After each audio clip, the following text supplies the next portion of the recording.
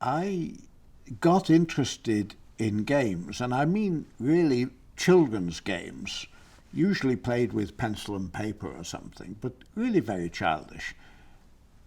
One of, dots and boxes. Is this also from high school? Or? Yeah. I mean, I'm not sure how interested I was at high school, but I read this paper by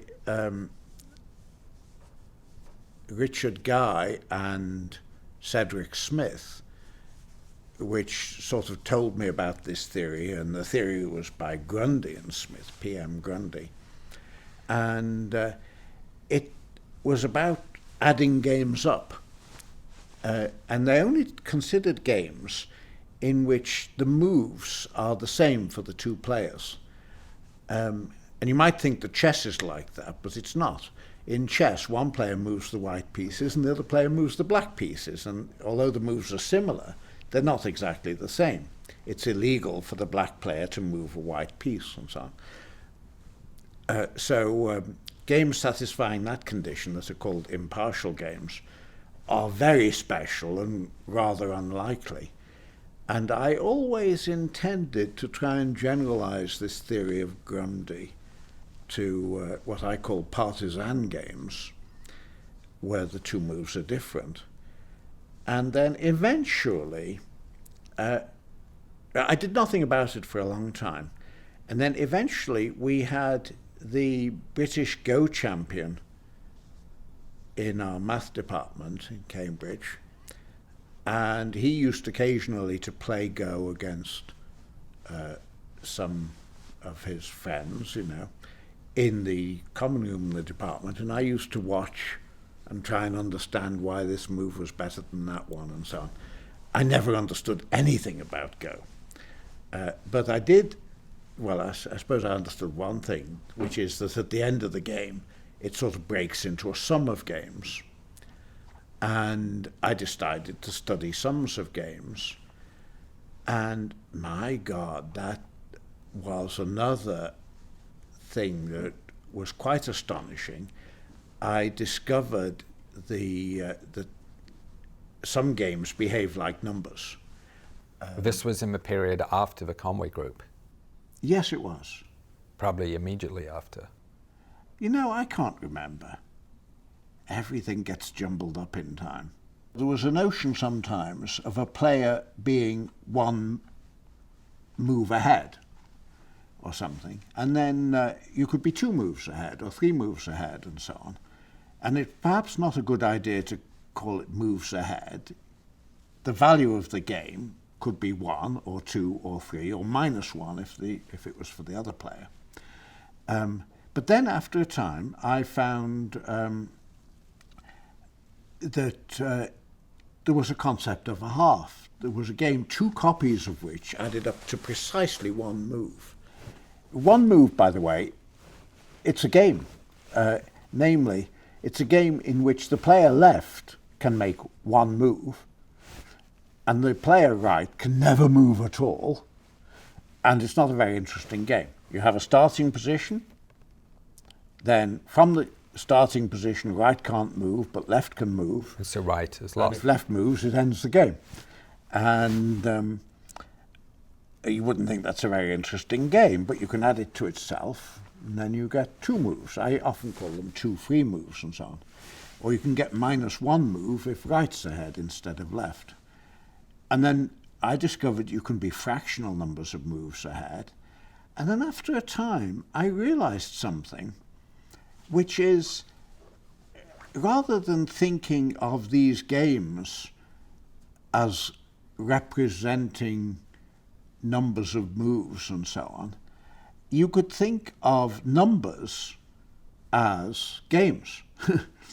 And so I studied the numbers, and there were other things that weren't numbers that arise in this way, and I discovered there were infinite ones and infinitesimal ones, a whole tremendous world of numbers, new numbers, and they are now called surreal numbers, after Donald Knuth wrote a little book about them.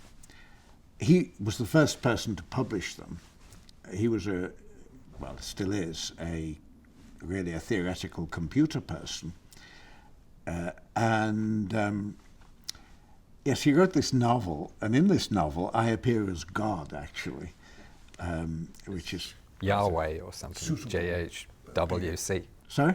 It's JHWC. JHW, yes. The initials I'm given are the way that Jehovah is referred to in some ways. That book appeared before I wrote anything on numbers. Knuth called them surreal numbers. And I wish I'd invented the name. I should have invented the name. I just call them numbers because I thought that if you needed to have an adjective, you were describing some particular type of number, and this described all numbers, huge array of numbers. In fact, I went around for a time after discovering these things. It's very hard to convey the impression. There were so many of these numbers, and other things as well besides numbers, that there were just huge amounts of unknown territory, absolutely enormous. And I felt, as I imagined Stout Cortez must have felt when he stood on the banks of the Pacific, or something. And monarch of all he surveyed, sort of language is appropriate. I went around in a daydream for a period of 3 or 6 weeks, sort of seeing all these things in my mind, And I must admit that part of the thing was, I said to myself, and you discovered them, John. Nobody else had ever seen them. In a way, I think that's the subject I'm proudest of, the piece of work I've done that I'm proudest of. And it was really play, not work. It was very, very elementary. It followed up work done in the 19th century by Dedekind and people, and a long time ago by Archimedes. So it generalizes the Dedekind cut. Yes, and it generalizes the real numbers, That's why they're called surreal numbers. They're above the real numbers. The real numbers are particular cases of them. So, I found a game in which you could say that one player was exactly pi moves ahead of another player, and so on. I think that these numbers are so natural and obviously so right that they should have an application. They haven't really. There was my colleague Martin Kruskal he got very fascinated by the surreal numbers, and he spent about 30 years of his life trying to apply them to what's called asymptotics, but never really succeeded. And I think his project deserves to be resuscitated, but I'm not so keen on it myself. The surreal numbers really sent me off into this, I don't know, I must have looked catatonic from the outside. From the inside, I was just dreaming all the time. I was in a new world. The surreal numbers are just a small subset of the games. Yes, you can play games, but you can also theorize about them. And a game is an object, and numbers are particular cases of games. I wrote a book with Elwyn Berlekamp and Richard Guy, which we called Winning Ways, which told you, a lot about games. And we applied this sort of theory to, children's games and so on. And it tells you how to win them.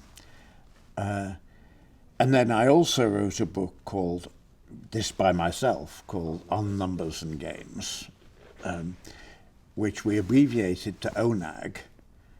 And then I was told that in Hebrew, onag means pure pleasure. And so I'm really rather delighted. But then there's also an onaga, or onager, which is a kind of donkey or something, and that rather pleases me. So we talk about readers of this book as onagers. Yeah, I really loved writing that book. And in the end, did your theory of games have any impact at all on game playing, on Go endgames?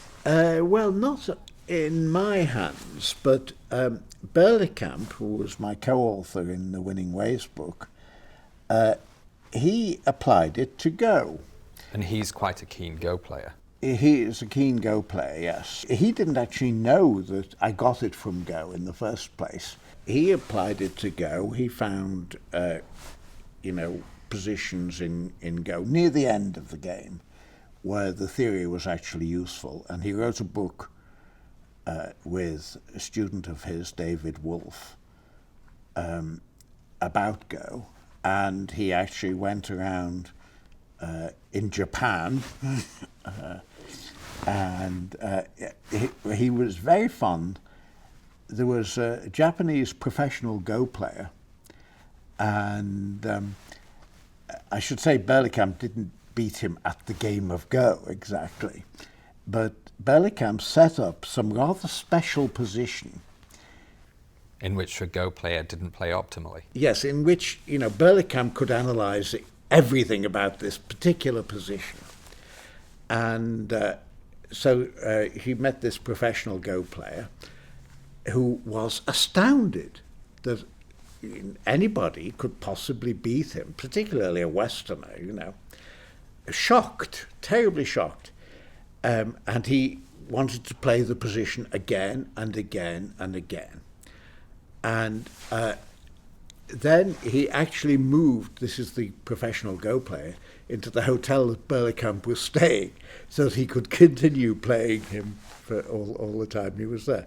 And Berlekamp, of course, delights to tell this story. He's interested in Go, and among, American Go players, he's pretty good.